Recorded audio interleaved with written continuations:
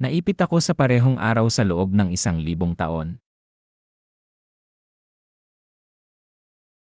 Sa computer, nakasulat, si Suley, lalaki, 31 taong gulang, nagtapos sa Music Academy ng Shanghai. May karanasan siyang magtrabaho bilang online singer. Bahagi siya ng Performing Arts Training Center sa ilalim ng trainee department. Ang kanyang posisyon ay vocal teacher para sa unang kurso ng trainees at deputy director ng trainee department. Sabi ni Wu Chen, siya yon. Hanapin mo siya. Sabi ni An Menglan, ako mismo ang nag-interview sa kanya at naging middle-level manager siya sa loob lang ng 2 taon. Isa siyang napakagaling na manager sa kumpanya, kaya imposibleng siya yon. Mr. Wu, paano ka naman nakakasiguro na siya nga ito? Sumagot si Wu Chen, medyo komplikado ipaliwanag, Miss Anne. Ganito na lang, tawagin mo siya, hayaan mong marinig mo siyang umamin mismo saka tayo mag-usap ng maayos. Biglang dumating si Suley at nagsabing, Boss, hinahanap niyo po ba ako? Sabi ni An Menglan, may gustong sabihin si Teacher Chen. Pakinggan mo muna siya. Tiningnan ni Suley si Wu Chen nang may pagtataka. Sabi ni Wu Chen kay Suley, bibigyan kita ng pagkakataong pumili. Aamin ka ba ng kusa, tatawagan ko si Xiao Xiaobin at siya na mismo ang tatanungin ko. Ikaw ang mamili. Pinagpawisan si Suley nang marinig si Wu Chen. Sa isip ni Zhuang Xiaodi, ang boss ng paparazzi studio na Rubik's Cube, na halos kasing galing lang ni Peng Wei sa industriya. Si Suley pala talaga ni. Sabi ni Suley, Chen Wu sir, hindi ko po maintindihan ang ibig niyong sabihin. Sabi ni Wu Chen, hindi ka pa rin naamin ha? Ginagamit mo pa rin ang numerong nagtatapos sa 6546, hindi ba? Sa account ba ng biyenan mo ipinadala ang pera? Sa isip ni Suley, kahapon, ginamit ko ang numerong nagtatapos sa 6546 para kontakin ang Rubik's Cube, at totoo, nakatanggap nga ng pera ang biyenan ko sa kanyang bank account. Pero may karapatan akong makipag-ugnayan sa sinuman sa telepono, at walang patakaran ang kumpanya na nagbabawal ng transaksiyong pinansyal sa Rubik's Cube. Hindi ito sapat na ebidensya. Sabi ni Suley, Mr. Chen Wu, pinaghihinalaan niyo ba ako base lang sa mga personal na bagay? May maipapakita ba kayong ebidensya? Boss, kung hindi niyo na ako pinagkakatiwalaan, hindi ko na kailangang manatili pa. Magbibitiw na po ako ngayon din. Sabi ni Wu Chen, akala mo ba makakaalis ka ngayong araw? Lumingon si Suley at nagsabi, Boss, ikukulong niyo po ba ako? Kung talagang pinaghihinalaan niyo ako, pwede kayong tumawag ng pulis at ipaimbestiga ako, pero hindi niyo po pwedeng pigilan ang kalayaan ko ng walang pahintulot. Sabi ni An Menglan, Suley, ikaw ba talaga ang may gawa nito? Sumigaw si Suley, hindi. Sabi ni Wu Chen, kahit anong sigaw mo, walang silbi. Pumunta tayo sa opisina mo. Titignan ko ang computer mo. Sa isip ni Suley, tanga ka ba? Na-delete ko na yon. Bakit ko naman itatago pa yung mga yon? Ilang sandali pa, sa kanyang opisina, sabi ni Suley, Oh, Mr. Chen Wu, nandito na ang company computer ko, personal computer, tablet, at cellphone. Paki-check nyo na lang po ng maayos. Sana ay suriin nyo talaga ng mabuti. Sabi ni Wu Chen, dinalit mo ng buo. Kaya pala ang lakas ng loob mo. Sabi ni Suley, Mr. Chen Wu, kung walang ebidensya sa mga device ko, ibig sabihin wala talagang ebidensya. Kung wala kang mahanap, tumigil ka na sa mga pamisteryo mong salita. Sabi ni An Menglan, Teacher Chen Wu, anong dapat nating gawin ngayon? Nagkunwaring nagtatype si Wu Chen at nagsabi, huwag kang mag-alala, ayos lang to.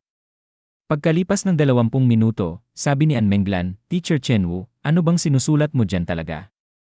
Sabi ni Wu Chen, ginawa ko na ang program para i-recover ang mga dinelete na files.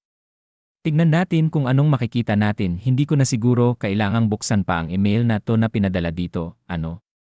Sumigaw si Suley, Boss. Boss, mali ako, boss. Boss. Nabaliw lang ako, boss. Patawarin niyo na po ako. Sabay luhod. Galit na galit si An Menglan at sinabi, ikaw nga talaga. Mga gwardya.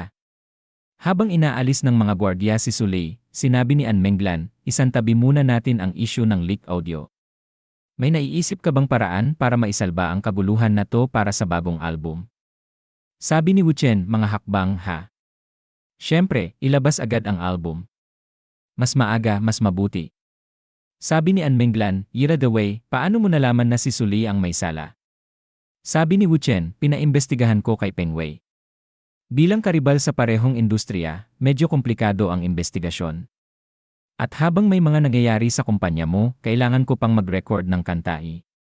Sabi ni An Menglan, ha? Magre-record ng kanta? Sumagot si Wu Chen. Magre-record ako ng kanta na tatawanan ang buong industriya ng musika, at ilalabas ko ito ngayong gabi. Sa isip ni An Menglan, pwede na bang ituring itong paraan para maisalba ang gulo ng leak audio? Kinabukasan. Tiningnan ni Zhuang Xiaodi ang kanyang cellphone at sinabi, Mr. Wu, ang bago niyong kanta ang pinaka-trending na kanta ngayon sa internet, may 40 milyong views, at baliw na baliw pa rin ang mga netizens tungkol dito.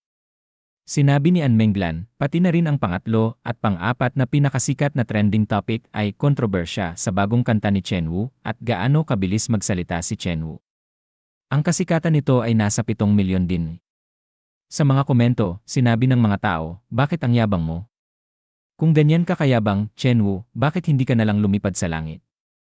May lakas ka ng loob sabihin sa kanta na lahat ng musikero ay bulag at nawala ng kinabukasan ang Chinese music industry. Chen Wu, ang kapal ng mukha mo. Tumayo ka nga. Ilan bang kanta na ang naisulat mo? 2 kanta pa lang ang sumikat sa'yo, tapos akala mo ang galing-galing mo na. Chew, wala ka na bang hiya, tinatawag mong sarili mo na henyo at superstar? Kung ang galing mo nga, bakit hindi ka maglabas ng album? Ano to? Yutot. Nakakadiri. Ang galing ng kanta. Pero basura kang tao. Basura ang talento mo. Sa isip ni An Menglan, kahit na ang matinding galit ng publiko ay naging napakalakas, masyado ng negatibo ito. Ang sobrang kasikatan sa masamang paraan ay hindi maganda. Pumasok si music director Yu Xiaohu at nagsabi, Boss, totoo ba na lahat ng 7 kanta sa bagong album ay si Chen Wu ang nagsulat? Sumagot si An Menglan, tama. Si Teacher Chen Wu ang sumulat ng lahat. Bakit mo natanong? Tumawa si Yu Xiaohu, hahaha. Teacher Chen Wu, ayos na. Ayos na talaga. Chen Wu, henyo ka talaga.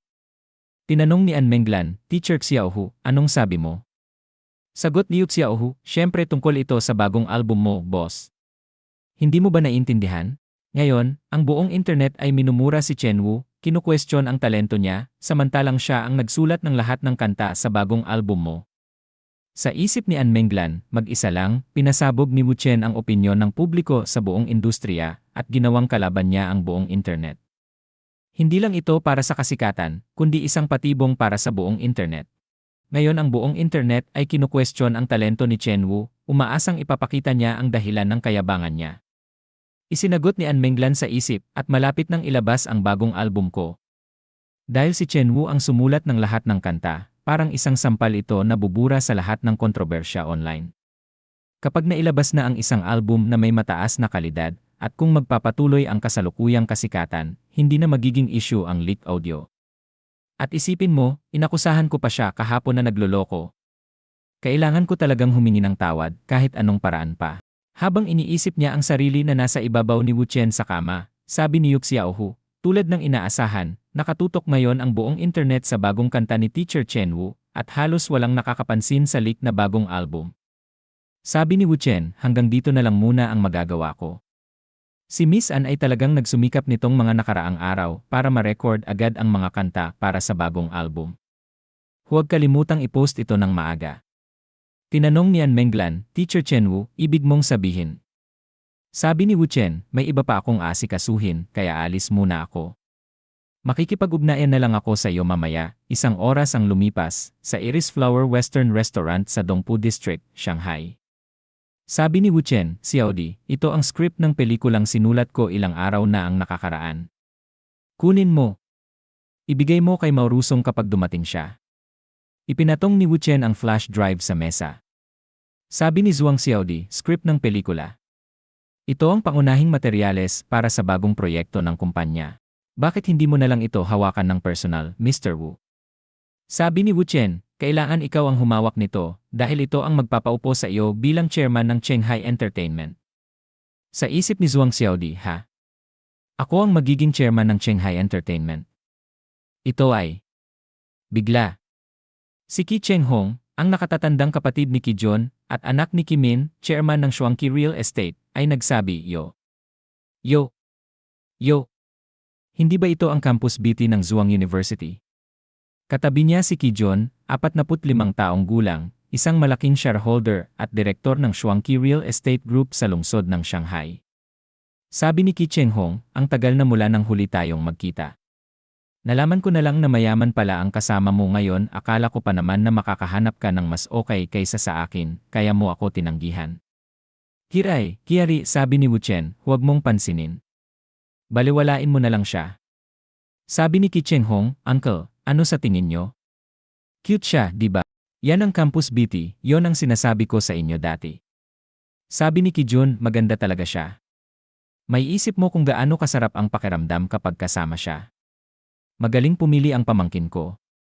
Sabi ni Qi Chenghong, hello, Campus BT. Gaano nakatagal ang fling na ito? Sawa ka na ba sa mayamang kasama mo? Sabi ni Zhuang Xiaodi, hoy, pwede ba, tumigil ka sa pagsasalita ng kalokohan? Hindi mo ba nakikita na ginugulo mo ang hapunan namin? Mr. Wu, huwag niyong pansinin ang sinasabi niya. Sa isip ni Qi Chenghong, hindi man lang nag-react ang mayaman kahit ganito na ang sinabi ko, madali lang sigurong patumbahin to. Sabi ni Qi Chenghong, ano ng kalokohan? Ano na bang nagawa mo sa iba? Hindi pa nga ako nagsisimula eh. Sabi ni Wu Chen, Xiaodi, buhusan mo siya. Naguluhan si Zhuang Xiaodi at nagsabi, ha? Sabi ni Wu Chen, huwag kang matakot, buhusan mo siya. Bigla siyang binuhusan ni Zhuang Xiaodi ng tubig. Nagulat si Qi Chenghong at natigilan. Pagkatapos ay tinaas niya ang kamay at sumigaw, lintik ka. Akala mo kung sino ka, bigla siyang sinipa ni Wu Chen sa tuhod at bumagsak ang mukha ni Qi Chenghong sa ibabaw ng mesa. Qi Jun ang nagsabi, Chenghong. Sumagot si Qi Chenghong, tiyo may sumipa sa akin hayop. Tanong ni Qi Jun, sino? Napalingon sila. Sabi ni Qi Jun, bata, ikaw talaga, sagot ni Wu Chen, Mr. Qi, nakita mo ba akong sumipa sa kanya? Huwag kang magbintang kung wala kang ebidensya. Kung may oras ka para magkalat ng chismis, mas mabuti pang tingnan mo ang sisi. Sabi ni Qi Jun, Genie. Babalik ako kapag napanood ko na ang surveillance footage.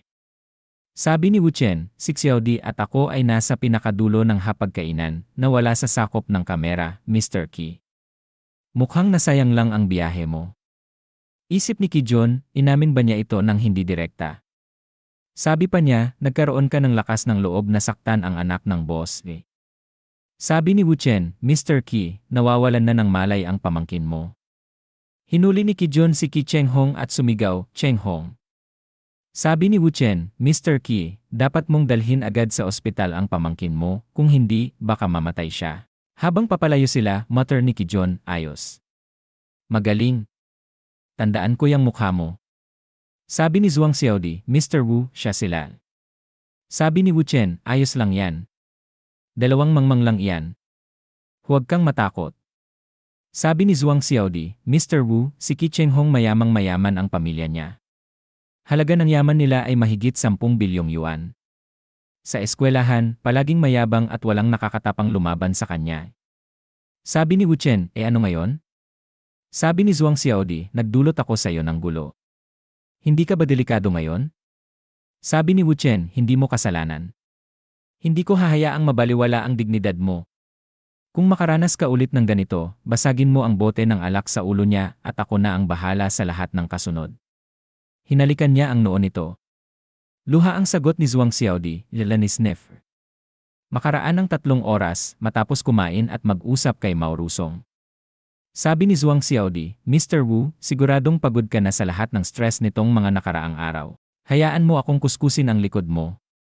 Maingat na hinawakan ni Wu Chen ang marurupok niyang pulso at sinabi, napagod ka rin. Huwag ka nang gumawa ng kahit ano, sumama ka na lang. Hinila niya ito papasok sa bathtub. Sabi ni Wu Chen, gawin natin ito ng sabay at hugasan ang lahat ng pagod nitong mga nakaraang araw. Sa telepono ni Wu Chen, isang mensahe ang lumabas, Xiao Wu, bakit hindi tayo mag-usap? Mula nang bumalik ka sa lungsod ng Shanghai, may oras ako bukas para sa isang salu-salo bilang punong abala. May mga bagay din akong gustong talakayin sa'yo. Kinabukasan. Sumakay si Wu Chen sa kanyang Ferrari. Sabi niya kay Zhuang Xiaodi, ihahatid muna kita sa Shanghai Entertainment ngayon habang si Mao Rusong ang bahala sa programa. May iba pa akong asikasuhin. Babalikan kita sa hapon. Biglang lumapit ang isang kalbong lalaki kasama ang ilan pa at nagsabi, "Oy, anong meron? May utang ka ba o may atraso ka sa buhay? Kuya, pwedeng sumama ka muna sa amin. May gustong makipag-usap tungkol sa utang mo." Sagot ni Wu Chen, "Hindi ko alam kung sino ang nagpadala sa inyo, pero sobrang abala ako ngayon at wala akong oras para makipaglaro." Biglang tumalon ang lalaking may mohawk at sumigaw, "Hindi ito pakiusap." Tinangka niyang suntukin si Wu Chen, ngunit naiwasan ito ni Wu Chen at tinamaan siya sa mukha, kaya tumilapon siya sa lupa. Sumigaw ang kalbo, "Sabay-sabay na tayo." Sabi ni Wu Chen, "Xiaodi, umurong ka." Sinipa ni Wu Chen ang isa pang siga at sinuntok ang pangatlo sa tagiliran bago inatake ang ikaapat. Umiti ang kalbo at nagsabing, "Ang galing mo palang lumaban." Tinapat niya ang kutsilyo sa liig ni Zhuang Xiaodi at nagsabi, "Kumilos ka at susugatan ko ang mukha ng babaeng to." Kalma lang si Wu Chen at ipinasok ang kamay sa kanyang bulsa. Biglang inihagis niya ang kanyang cellphone na parang shuriken sa kalbo, tumama ito sa mukha ng lalaki ng eksakto. Napabulala si Zhuang Xiaodi, "Ha?" Agad siyang hinila ni Wu Chen at sinabi, "Mabuti. Walang natamong sugat." Pinulot niya ang telepono ng kalbo at sinabing, "Tingnan natin kung si Ding Ruilong ba ang pasimuno o iba pa." Tinignan niya ang screen. Aba, ang magkapatid na Qi pala. Sabi ni Zhuang Xiaodi, "Pasensya na sa abalang nadulot ko sa iyo, Mr. Wu Yi." Sagot ni Wu Chen, "Sabi ko nang hindi mo kasalanan." Isip niya, paulit-ulit nilang inaabala si Xiaodi. Mukhang hindi ko na pwedeng hayaan ang magkapatid na Qi. Ilang sandali pa. Sabi ni Tang Jingbin, "Naku, ngayong nandito si kapatid na Wu sa Shanghai, dapat lang na ako ang maglibre ng pagkain." "Xiaogu, anong ginagawa mo rito?" Sabi ni Wu Chen, "Second Uncle Tang, ako ang tumawag kay Mr. Gu. Alam kong malapit na kayong kumilos laban sa pamilya Liu, pati rin ang pamilya namin ni Li. Bago yon, gusto ko munang ibigay sa inyo ang isa pang malaking regalo. Pamilyar ba kayo sa Shuangqi Real Estate?" Sabi ni Tang Jingbin, yung magkapatid na kilang naman ang palaging nasa 3 ektaryang lupain yon sa lungsod ng Shanghai, wala nang iba. Sabi ni Guruibo, wala silang suporta mula sa pamilya nila, at may chismis na sila lang daw ang tauhan ng isang matandang leader. Sabi ni Wu Chen, patay na ang matandang leader, at natigil na rin ang pag-unlad nila. Narito ang lahat ng dumi laban sa magkapatid na Qi. Kapag kinuha niyo ito, siguradong makukuha ninyo ang 10 bilyong yuan na Shuangqi Real Estate. Ibinaba niya ang flash drive sa mesa. Nagulat si Tang Jingbin at nagsabi, "Bibilhin natin ang Shuangqi Real Estate." Nagulat din si Guruibo at nagsabi, "Grabe yon. In-offend ba kayo ng mga Qi brothers, Mr. Wu?" Sumagot si Wu Chen, "Hindi ko lang matiis na makita silang gumagawa ng gulo sa lahat ng dako. Kumusta, interesado ka ba o hindi?" Sabi ni Tang Jingbin, "Para sa ganitong negosyo na maliit lang ang panganib di." Nagdagdag si Guruibo, "Kung susundan natin si Mr. Tang, baka matapos natin ito sa loob ng 3 araw." Sabi ni Wu Chen, "Sa negosyo na ito, ang mga pamilya Gu at Tang ay pwedeng ituring na kalahating magkaalyado, hindi ba?" Sabi ni Tang Jingbin, "Xiao Wu, ang sabi mo. Kahit papaano, negosyo pa rin ito na nagkakahalaga ng bilyong yuan. Tara na, Xiao Gu, magtoos tayo para sa alyansa ng dalawang pamilya natin." "Haha, pag natapos ito, magiging mas mahalaga ang boses ni Xiaogu sa pamilya nyo," sabi ni Guruibo, "Second Uncle, kung kailangan nyo ng tulong sa hinaharap, sabihin nyo lang, at tiyak tutulungan ko kayo." Nagtoast sila gamit ang kanilang mga tasa ng tsa. Sabi ni Tang Jingbin, "Haha, sige na, diretso si Xiaogu di." Sabi ni Wu Chen, "Mas mabuti kung hindi na makialam ang pamilya Gu sa pakikitungo sa pamilya Liu." Kahit na magkalat pa ang mga chismis sa hinaharap na ginagamit ng mga pamilya Tang at Gu ang isa't isa, at ang mga pamilya Tang at Li ay nagtutulungan laban sa pamilya Liu, hindi magdududa ang pamilya Ding.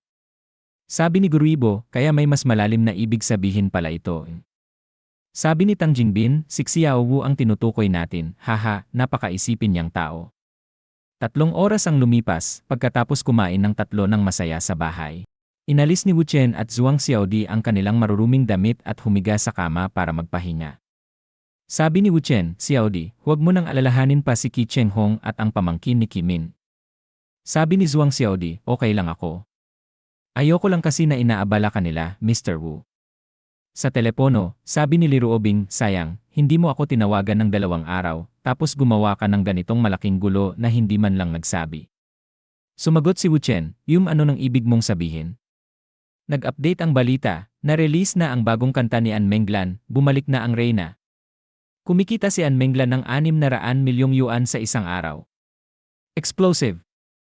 Si Chen Wu lang ang sumulat ng mga lyrics at musika para sa bagong album ni An Menglan. Sabi ni Li Ruobing, tanungin ko, kahit alam ko na ang sagot, si Teacher Chen Wu, na nagbigay ng malaking effort para kay An Menglan, hindi ba't hindi na makapaghintay na mag-debut? Naisip ni Wu Chen, na-release na ang bagong album ni An Menglan. Ang dami kong ginawa ngayon kaya hindi ko man lang na-check. Sabi ni Li Ruobing, bumalik ka agad pag natapos mo ang task. Mas malalaking bagay ang naghihintay sa iyo sa bahay. Kinabukasan, tumunog ang telepono ni Wu Chen. Si An Menglan na ang tumawag. Sabi niya, Mr. Wu, may problema. Ang headline na numero 1 nabasa, ang malas na affair ni Chen Wu, alam ni An Menglan. Sabi ni An Menglan, nakita mo na ba ang mga trending topics online? Sumagot si Wu Chen, maliban sa fact na dinala ko ang girlfriend ko sa iyong Menghua Company, lahat ng nasa post ay gawa-gawa lang. Ang gumawa ng post na iyon ay magaling magsulat at gumawa ng kwento. Sabi ni An Menglan, nang may inis, Mr. Wu, seryoso ka ba na magbibiro ka pa? Sabi ni Wu Chen, kung nakita ko na maganda ang performance ng bagong album mo, sigurado akong may nag-hire ng trolls para magtulak ng gulo. Ang mga gawa-gawang kwento ay hindi mapapatunayan at mawawala din yan agad. Sabi ni An Menglan, may mga reporter sa labas ng kumpanya ngayon. Mr. Wu, dapat ba akong maglabas ng statement online para linawin ang lahat? Naisip ni An Menglan, ang mga chismis na kumakalat hindi iyon ang kinakatakutan ko, kundi kung malaman nila ang tungkol sa amin ni Wu Chen. Talaga bang kailangan kong magluhod at humingi ng tawad kay Li Ruobing? Sabi ni Wu Chen, alam ko ang mga inaalala mo. Huwag kang mag-alala. Kayo ng kumpanya, huwag kayong magsalita online. Ang pinakamahalaga ngayon ay agad na arestuhin ang assistant mo sa Performing Arts Department, si Chu Jai, at si Lucy Cheng mula sa Public Relations. Sila ang nag-leak ng mga mensahe mo at sila ang gumawa ng post online. Nagulat si An Menglan at nagsabi, ha? Sabi ni Wu Chen, hindi ka ba naniniwala sa akin? Sumagot si An Menglan, hindi basta yun muna. Ako na ang bahala. Either the way, mas mabuti siguro kung hindi muna tayo magkita ngayon hanggang mawala ang isyong ito. Sabi ni Wu Chen kay Zhuang Xiaodi, huwag kang mag-alala. Hindi mo na kailangang alalahanin ang maliliit na bagay na ito. Si Mao Rusong ang magtuturo sa iyo ng lahat ng kailangan mong matutunan. Maglaan ng oras at matuto ng mabuti. Pupunta ako sa Donghai City mamaya. 3 oras ang lumipas. Bumati si Su Qinying kay Wu Chen ng isang maliwanag na ngiti at nagsabi, Darling, tiniyakap ni Su Qinying si Wu Chen, pinagdikit ang kanyang malusog na dibdib sa kanya. Sabi ni Wu Chen, nandyan na pala si Qinying. Tumalon si Su Qinying habang hawak ni Wu Chen ang kanyang payat na baywang. Sabi niya, haven't seen you in days. Miss na miss kita, gusto ko sanang halikan at yakapin ka. Si Li Ruobing, na nanonood mula sa malayo, ay nagsimulang magpawis ng bahagya. Naisip niya, karaniwan ay normal na babae si Qinying, pero kapag si Wu Chen na nawawala na ang pagiging normal niya. Sabi ni Wu Chen, sabihin mo, anong nangyari at pati si Qinying ay kailangan pang pumunta. Sabi ni Li Ruobing, tunguhan mo siya. Tumingin si Wu Chen kay Su Qinying. Qinying. Sabi ni Su Qinying ng malambing, darling, gusto ko na magkaanak. Lumapit siya kay Wu Chen. Biglang natahimik si Wu Chen habang nakatitig kay Su Qinying. Namula si Su Qinying. Sumilip si Li Ruobing gamit ang isang mata. Sinabi ni Wu Chen, Qinying, baka hindi ka na magkaroon ng sapat na lakas para asikasuhin ang kumpanya habang buntis ka. Sumagot si Su Qinying, alam ko. Pero gusto ko lang talaga magkaroon ng anak kasama ang aking mahal. Naisip ni Wu Chen sa kanyang sarili, hindi pwedeng ilantad ang relasyon namin ni Qinying sa ngayon, at kahit sa hinaharap, magiging mahirap. Maganda rin kung magkakaroon siya ng anak para may kasama siya at sumaya. Sa wakas ay sinabi ni Wu Chen, sige na nga. Magkakaanak tayo. Ngumiti si Su Qinying at masayang lumayo, sabay sabing, babalik na ako para alagaan ng mabuti ang katawan ko at maghanda para sa pagbubuntis, mahal. Tatawagan kita kapag handa na ako. Ruobing, aalis na ako, hehe, sinabi ni Li Ruobing, ang babaeng to napahanga talaga ako. Sinabi ni Wu Chen, mukhang nagmamadali si Qinying. Ikaw din ba nagmamadali? Sumagot si Li Ruobing, nababahala rin ako. Pero higit pa roon, gusto ko nang makilala ang mga magulang mo. Kaya kung wala ka ng ibang gagawin ngayon, puntahan na natin sila. Naisip ni Wu Chen sa sarili, mukhang naapektuhan si Ruobing sa hiling ni Qining, ngayon gusto na rin niyang pagtibayin ang posisyon niya. Sinabi ni Ruobing, sige na, tumawa ka lang pero pagkatapos nun, aalis na tayo, walang tutol-tutol. Ilang sandali ang lumipas. Tinanong ni Ruobing, mahal, dito ka ba lumaki? Sumagot si Wu Chen, bakit, may problema ba? Hindi mo ba gusto? Sabi ni Ruobing, wala naman akong ayaw. Ang iniisip ko lang, paano sa ganitong klaseng lugar lumaki ang lalaking ganito kagaling? Sabi ni Wu Chen, siguro sobrang talino ko lang talaga. Hinawakan ni Ruobing ang braso niya at sinabing, tumigil ka nga dyan. Tara na, ilang sandali pa, sinabi ni Wu Chen, Nay, Tay, ito si Ruobing. Sabi ng ina ni Wu Chen, ay pasok, pasok. Bakit ka pa bumili ng kung ano-ano? Sabi ng ama ni Wu Chen, aba naman, Bingbing, huwag ka lang nakatayo dyan. Halika at umupo ka. Biglang may kumatok sa pinto. Tanong ng ama ni Wu Chen, sino yan? Pagkabukas ng pinto, sabi niya, Old Chen. Bakit ka bumalik? Sagot ni Old Chen, Old Wu, may sasabihin sana ako sa'yo. Pero bigla siyang natigilan at naguluhan. Ha? Boss Lee. Tinitigan niya si Ruobing na nakaupo sa sala ni na Old Wu. Naisip ni Old Wu, Boss Lee. Si Ruobing ba ang tinutukoy niya? Nabigla rin ang ina ni Wu Chen at natahimik. Sabi ni Old Chen kay Ruobing, Boss Lee, baka nakalimutan mo na ako. Ako si Chen Jinye mula sa Shengji Chemical. Sagot ni Ruobing, kumusta po, Ginoong Chen? Tanong ni Old Chen, Boss Lee kayo po ba ay may kaugnayan kay Xiao Chen? Hinawakan ni Ruobing ang braso ni Wu Chen at malumanay na sinabi, si Wu Chen ang nobyo ko. Sabi ni Old Wu, Bingbing, Old Chen, huwag na kayong mahiya. Upo na kayo. Sabi ni Old Chen kay Old Wu, napakaswerte mo. Kakagraduate pa lang ni Xiao Chen sa kolehiyo, pero ang nobya niya ay isang bilyonaryang may matinding background. Nagulat si Old Wu. Ha? Pagkatapos ay nag-isip siya ng malalim, bibilyonarya. Sabay tingin kay Ruobing. Mahinang tanong niya kay Old Chen, ano yung sinabi mo, Lao Chen? Bilyonaryang boss si Bingbing.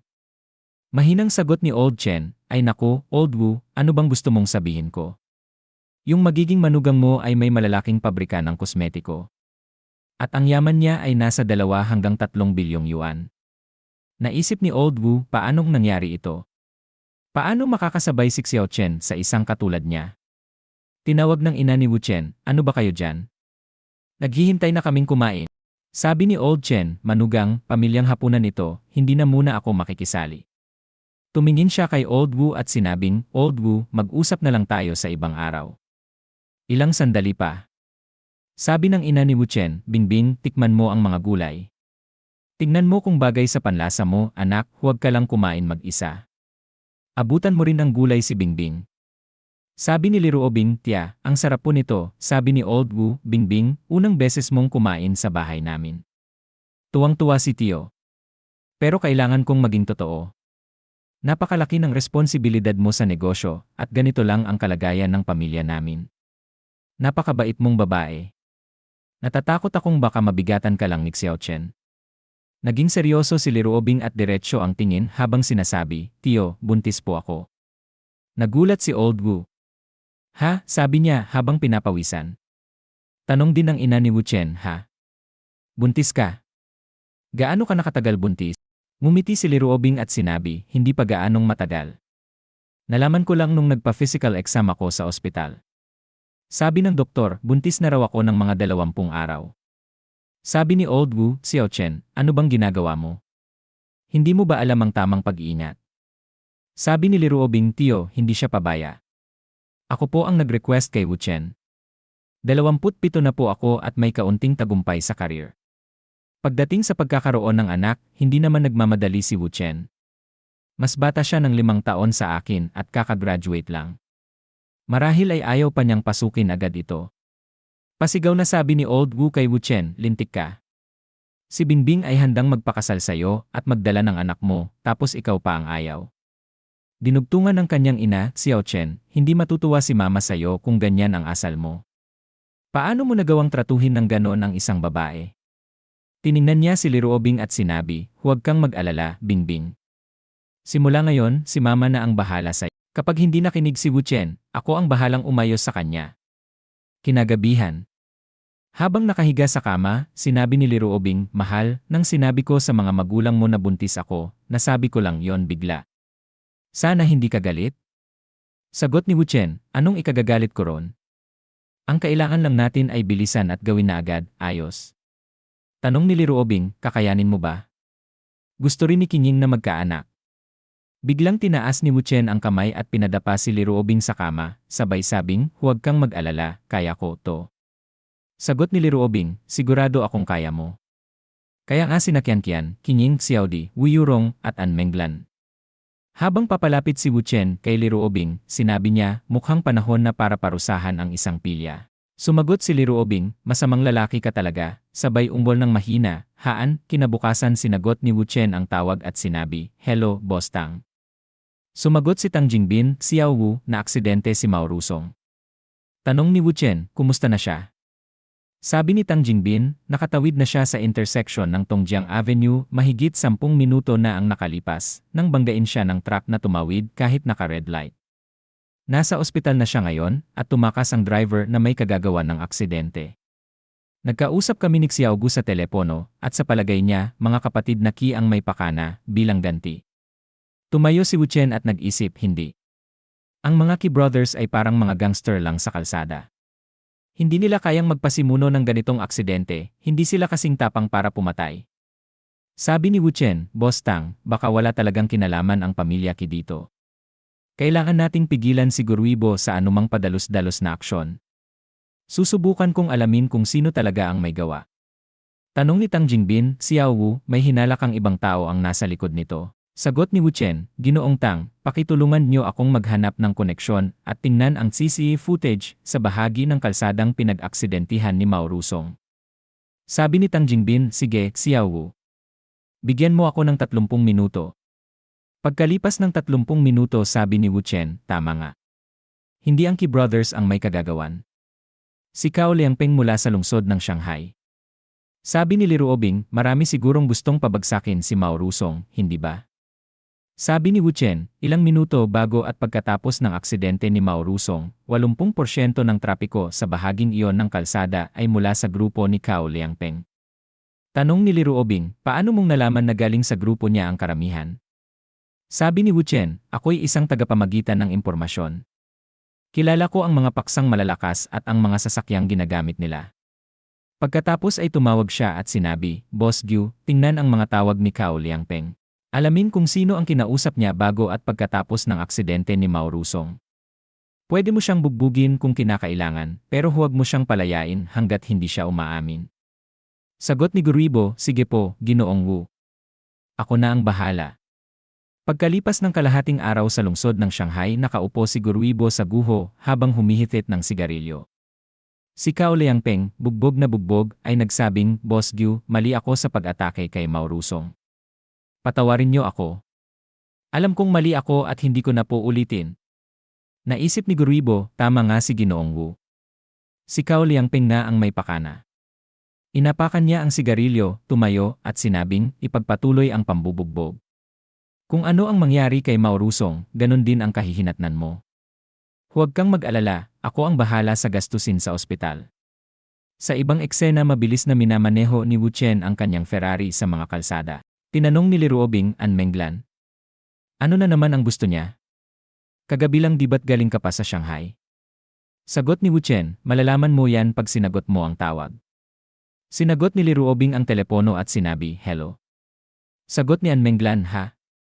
Hindi pala si Mr. Wu. Si Miss Li pala ito." Tanong ni Liruobing, "Ano? Ilang porsyento raw ang hinihingi niya sa'yo?" 50%. Sabi ni An Menglan, naayos na ang issue tungkol sa trending topics, at natukoy na rin namin ang pasimuno. Ngayon gusto ko sanang kausapin si Mr. Wu tungkol sa napag-usapan namin noon. Gusto niyang makuha ang 50% bahagi ng Menghua Music. Gulat na ulit ni Liruobing, "Ano? Ilang porsyento raw ang gusto niya?" 50%. Sagot ni An Menglan, "Lele." Sabi ni Liruobing, "Ano? Ikaw papayag ka ba talaga dyan?" Sagot ni An Menglan, "Dahil hindi naging maayos ang usapan namin noon. Gusto ko ngayon ng maayos at detalyadong pag-uusap kay Mr. Wu. Gusto ko lang sanang itanong, kailan babalik si Mr. Wu sa Shanghai? Hindi nakapagsalita si Li Ruobing at tiningnan na lang si Wu Chen na nakangiting parang demonyo sa tabi niya. At dito na nagtatapos ang video natin ngayon. Maraming salamat sa panonood, sobrang na-appreciate ko kayo lahat. Kung nagustuhan nyo ang content, huwag kalimutang i-like at mag-subscribe para hindi nyo ma-miss ang susunod na mga videos. May gusto kayong sabihin o may tanong? Mag-comment lang sa baba, gusto kong marinig ang opinyon nyo. Hanggang sa susunod mga kagoto. Stay awesome, stay curious, at kita-kits sa next video.